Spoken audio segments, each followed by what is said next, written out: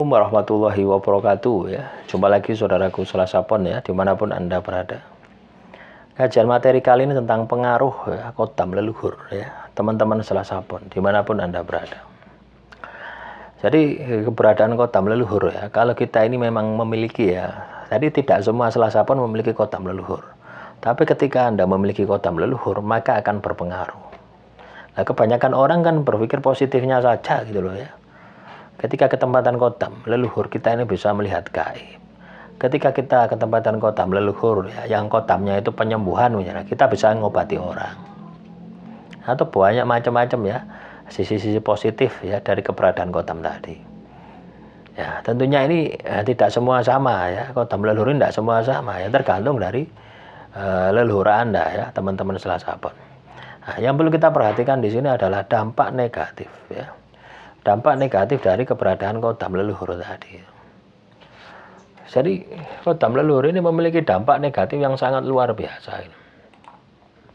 Ya, loh ya teman-teman. Salah satunya adalah ketika Anda ini diikuti oleh kodam leluhur. Ya, biasanya kan sejak kecil tuh. Gitu. Kodam leluhur itu ikut dengan Anda itu sudah kecil ya, sejak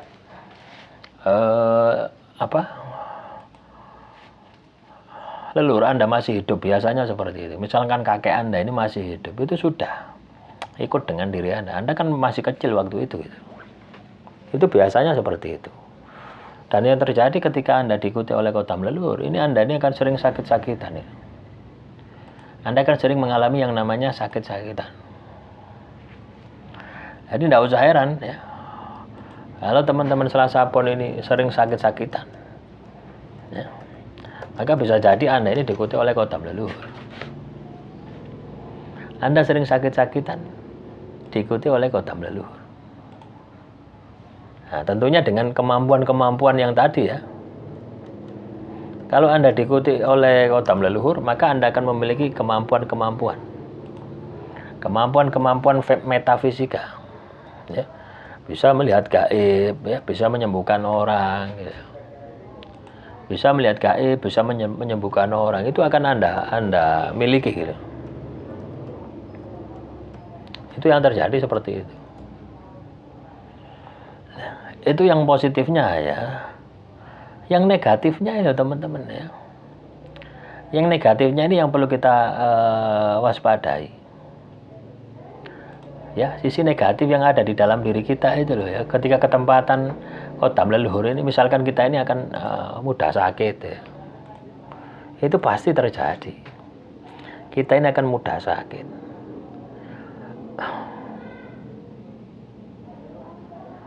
Kenapa kok bisa seperti itu? Karena energi kita ya, itu kesedot habis. Ya, orang yang katakanlah ketempatan kodam atau makhluk halus, itu akan melihat gaib terus ya. Sehingga energi Anda ini terkuras. Nah, terus Anda ya masih kecil, tidak pernah laku, tidak pernah tirakat. Oh, cuman tirakat, oh ibadah ya kadang ya jarang gitu. Nah, inilah yang membawa dampak negatif ya. Dampak negatif dari keberadaan kodam. Ini dampak yang umum. Ada juga dampak yang khusus. Ya, ketika kodam yang dimiliki oleh teman-teman Selasa Pon ya, artinya kodam leluhur Anda ya, dari leluhurnya itu negatif. Ini juga akan membawa dampak negatif bagi diri Anda. Makanya tidak semua ya kodam leluhur itu ya bermanfaat. Ya. Tidak semua kodam leluhur itu ada manfaatnya. Ada juga kodam leluhur itu yang tambah membuat masalah, itu juga ada. Nah, inilah yang harus Anda perhatikan. Nah, ketika Anda ketempatan kodam leluhur, ya, maka Anda pun juga harus melakukan perawatan. Ya. Anda harus juga melakukan perawatan. Paham ya, perawatan? Artinya biasanya kodam leluhur ini ada sesajinya teman-teman. Ya. Ada sesajinya. Tidak mungkin ujuk-ujuk ya, dengan gitu saja ya kita ini memiliki kodam leluhur itu, terus kita itu bebas melakukan apa saja dengan kesaktian yang kita miliki gitu, karena ketempatan kodam leluhur itu, wah itu tambah berbahaya gitu. Jadi ketika Anda ini ketempatan kodam leluhur, yang perlu Anda perhatikan adalah bagaimana mencukupi ya, energi dari kodam tadi. Dengan cara apa? Anda perbanyak zikir, perbanyak wirid gitu. Dan perbanyak puasa.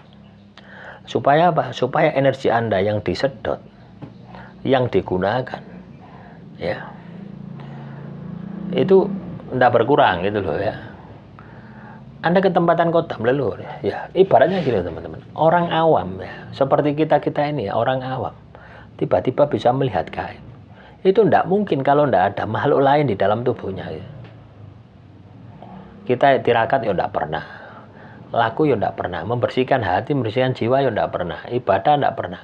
Tiba-tiba kita bisa melihat gaib. Itu bukan mata batin, itu adalah ketempatan kodam. Dan kebanyakan kodam jenis ini adalah kodam leluhur, yang itu bersarang di kotak kita. Lah coba bayangkan itu. Ya, kalau Anda ketempatan tadi, apa yang harus Anda lakukan? Ya Anda harus perbanyak tirakat, Anda harus perbanyak laku, supaya energi Anda ini tidak kesedot habis. Itulah dampak dari kodam. Ya. Dampak dari kodam leluhur yang harus Anda perhatikan. Ya. Semoga teman-teman Selasa Pon paham ya, kaitannya dengan dampak kodam leluhur yang perlu kita perhatikan. Jangan hanya berpikir enaknya ya, atau juga ya teman-teman Selasa Pon ya, ketika Anda memiliki kodam leluhur, ini kan Anda ini bisa memiliki kemampuan ya di luar logika Anda gitu ya, paham ya? Bisa memiliki kemampuan di luar logika Anda. Ya, yang memberikan kemampuan itu siapa? Ya kodam leluhur tadi. Ketika kemampuan itu digunakan, itu pun juga akan menghisap energi Anda. Nah, coba bayangkan ketika energi Anda dihisap itu, dengan keberadaan kodam leluhur tadi, kira-kira hidup Anda ini ada masalah enggak? Ya ada masalah gitu. Ibarat Anda punya motor terus tidak ada bensin gitu. Ibarat Anda punya motor tidak ada bensin, ya tidak bisa jalan. Ya. Tapi teman-teman Selasa Pon tetap tenang ya. Apapun masalah Anda, ketika Anda masih mau laku, masih mau zikir, masih mau wirid, maka saya yakin sihir, teluh, santet, ya, kodam leluhur, kodam pusaka, kodam apapun yang ada di dalam tubuh Anda, itu juga bisa Anda kendalikan ya.